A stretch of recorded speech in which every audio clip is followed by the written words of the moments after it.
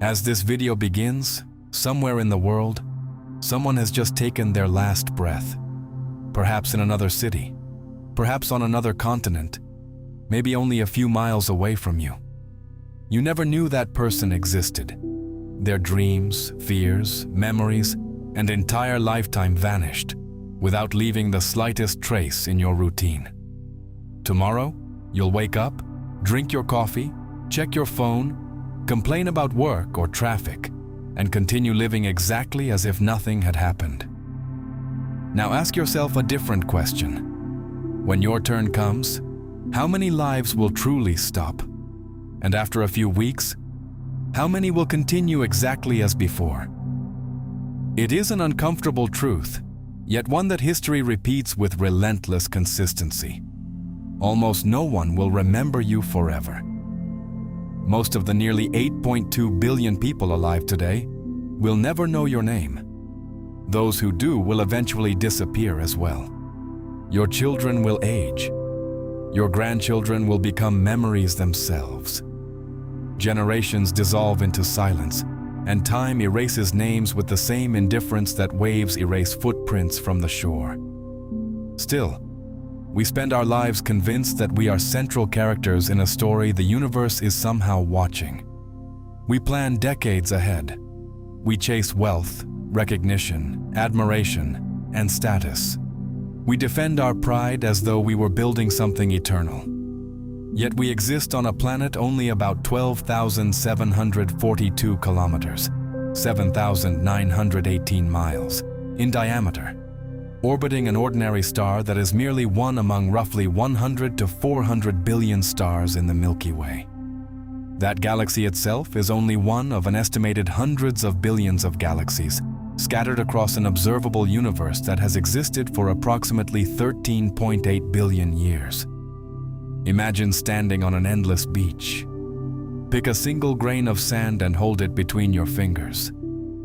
If that grain vanished forever, would anyone notice? Could anyone distinguish it from the countless trillions surrounding it? From the perspective of the cosmos, our existence is no less fragile. Ancient mystics spoke of humanity as a fleeting dream in the mind of eternity. Modern astronomy reaches a surprisingly similar conclusion through mathematics instead of myth. The universe expands without asking who we are. Stars collapse into black holes. New galaxies are born. Entire civilizations could rise and disappear between cosmic heartbeats without altering the trajectory of a single distant star. If the entire 13.8 billion year history of the universe were compressed into a single calendar year, your entire lifetime would occupy only the final moments before midnight on December 31st. Before the cosmic clock could fully acknowledge your arrival, you would already be gone. The stars will not dim when you die. The galaxies will not change course. The silence between worlds will remain exactly as it has for billions of years. Perhaps the greatest illusion the human mind has ever created is believing that reality revolves around its own existence. And what if your greatest discovery is not realizing how important you can become, but recognizing how infinitely small you have always been? There is something almost sacred in the human instinct to accumulate. We earn money, buy larger homes, collect degrees, invest for retirement, expand businesses, protect bank accounts, and convince ourselves that every new possession moves us one step closer to security. Our calendars become filled with plans stretching 10, 20, sometimes 40 years into the future. We insure our cars, our houses, our health, even our lives, as though uncertainty could be negotiated into submission. Yet a simple question quietly dismantles the entire illusion.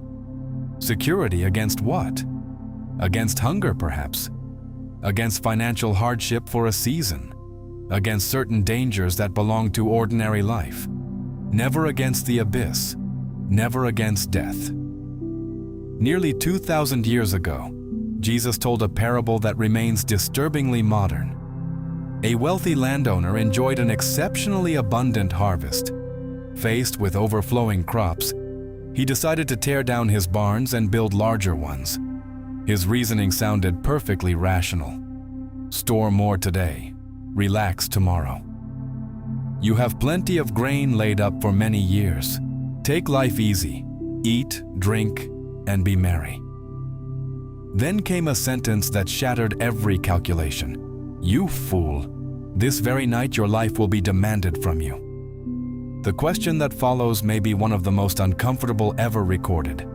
Who will own everything you prepared? The warning reaches far beyond wealth. It exposes the strange human tendency to claim ownership over things that were never truly ours.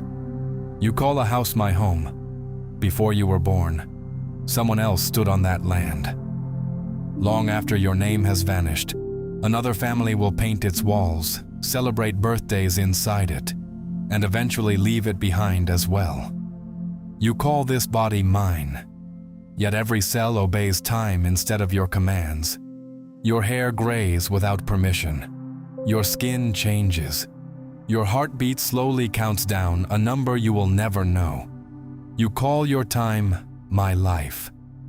Yet every passing hour disappears whether you spend it wisely, waste it, or simply sleep through it. Ancient Stoic philosophers practiced memento mori, the discipline of remembering death each day, not to cultivate despair, but to dissolve the illusion of permanence. Buddhist teachings speak of anicca, the law of impermanence, reminding us that every form eventually dissolves. The biblical parable points toward the same truth from another path. Possession is temporary, attachment is fragile, and certainty is often little more than hope disguised as logic. Still, within a universe almost 13.8 billion years old, on a planet circling an ordinary star, a single human being believes victory consists of building larger barns. There is something profoundly tragic about that image. Perhaps the mystical realization is not that everything you love will one day disappear. Deep down, you have always known that. The deeper realization is that everything you are desperately trying to hold has already begun leaving you. Every photograph becomes older the moment it is taken. Every treasured memory slowly loses its sharpness. Every possession begins decaying the day it is created. Every breath is one fewer than the one before. To accumulate in the face of infinity is like trying to gather morning fog with bare hands. From a distance, it resembles wisdom. Up close, it often reveals something far more human. Fear, quietly wearing the mask of control. There is a question that most people spend their entire lives avoiding. How much of existence does your life actually occupy? From the day you were born, 80 years sounded like an eternity. Childhood feels endless. A decade seems impossible to imagine. We instinctively measure time through memory, birthdays, ambitions, and personal milestones. Yet that perception exists only inside the human mind. The universe keeps a very different clock. Modern cosmology estimates that the observable universe is approximately 13.8 billion years old. Compress that unimaginable span into a single calendar year, and the scale becomes almost impossible to ignore. For months, nothing recognizable to human history exists. The Earth itself appears only around early September. Complex life emerges much later. The dinosaurs dominate the planet during the final days of December before disappearing. All of recorded human civilization, from the pyramids of Egypt to the digital age, unfolds within the last few seconds before midnight on December 31st. Your entire lifetime.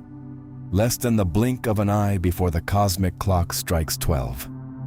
Pause for a moment and allow that image to settle. How much anxiety is built around things that occupy only an instant? People sacrifice decades chasing titles that will eventually belong to someone else. They lose sleep over reputations that future generations will never hear about. Friendships end because of wounded pride. Families remain divided over arguments that will become meaningless long before the people involved are gone. We postpone forgiveness, postpone love, postpone wonder, quietly assuming that tomorrow is patiently waiting for us. Nothing in the history of time suggests that it is. Time has never negotiated with anyone. Alexander the Great died before turning 33. Julius Caesar could not command another sunrise. Emperors, kings, philosophers, artists, scientists, billionaires, laborers, and beggars all walked toward exactly the same destination. Some left monuments, some left books, most left only fading memories, and countless others disappeared so completely that even their names dissolved into history's silence. Still, the universe remained perfectly unchanged. The Earth continued its orbit around the Sun at roughly 107,000 kilometers per hour. Stars continued fusing hydrogen into light. Galaxies drifted through expanding space exactly as they had for billions of years before humanity existed. Ancient sages returned again and again to the contemplation of mortality. Their purpose was never to glorify death. It was to expose the arrogance of believing that our brief passage could interrupt eternity. The person who truly understands how little time has been placed in their hands stops trying to appear eternal. Instead, they begin treating each ordinary moment as though it were the only one the universe ever promised. Imagine that, at this very moment, your heart stops beating. Your family would cry. A few close friends would struggle to accept the silence you left behind. For several days, perhaps a few weeks, your name would still be spoken. Old photographs would be taken from forgotten drawers. Voice messages would be replayed. People would revisit conversations they once considered ordinary, suddenly wishing they had listened more carefully. Yet beyond that small circle of affection, almost nothing would change. The baker would unlock his shop before sunrise, just as he always has. Airplanes would continue crossing the skies according to schedule. Children would be born in hospitals. Somewhere, a young couple would celebrate their wedding day. Somewhere else, another family would gather around a hospital bed to say goodbye to someone they love. Millions of people would laugh for the first time that morning, without ever knowing that you had ceased to exist. Life would continue with astonishing normality. And the universe, it would remain perfectly silent.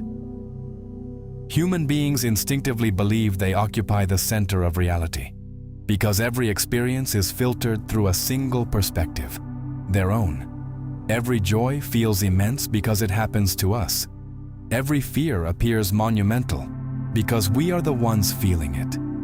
Consciousness quietly creates the illusion that the world revolves around the observer.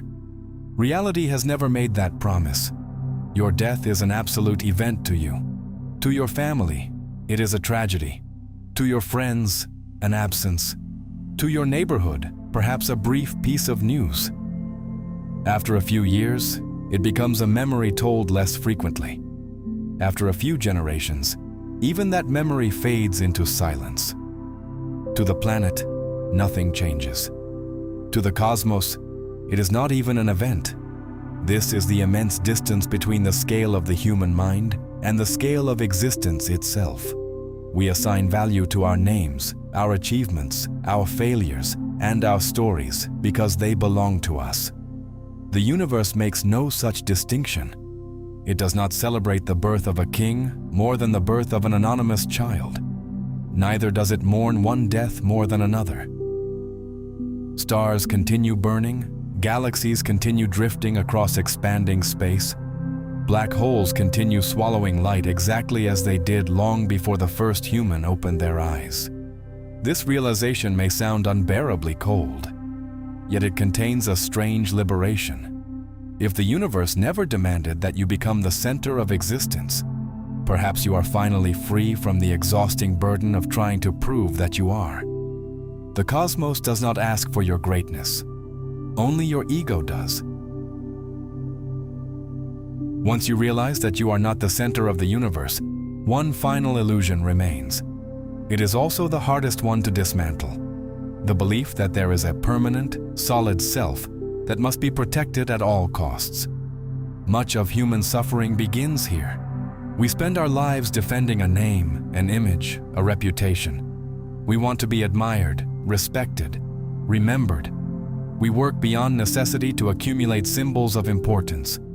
We compare our achievements to those of strangers. We envy those who seem more successful. We fear the judgment of people who, in a few decades, will be just as absent from this world as we will. It is a remarkably fragile prison. The larger the ego grows, the more vulnerable life becomes. A single criticism can shake an identity that took years to construct. A financial loss can feel like the destruction of an entire existence.